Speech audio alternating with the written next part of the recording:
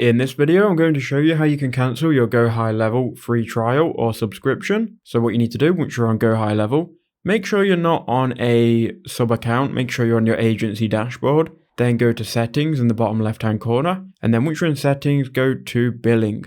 So billing is going to be the fourth one down. You'll then see the current plan. In my case, I'm on the trial, but what we want to do is click modify and cancel your subscription. Then what you can do, you can go ahead and click show more and then cancel plan. Then I'm going to say here, having trouble setting it up, click next. I still want to cancel, and then I'm sure I want to cancel. I'm going to give some feedback to complicated. So make sure you give them feedback, which is more than 30 words. Then click submit, enter in your account password, click cancel subscription. And then what's going to happen, your account will then be canceled and you'll no longer have access. And you'll also get an email and a notification saying it's cancelled. So I hope that quick video helped you out. If you have any other issues, go ahead and contact support and they should make it right. But from now, your account will be cancelled.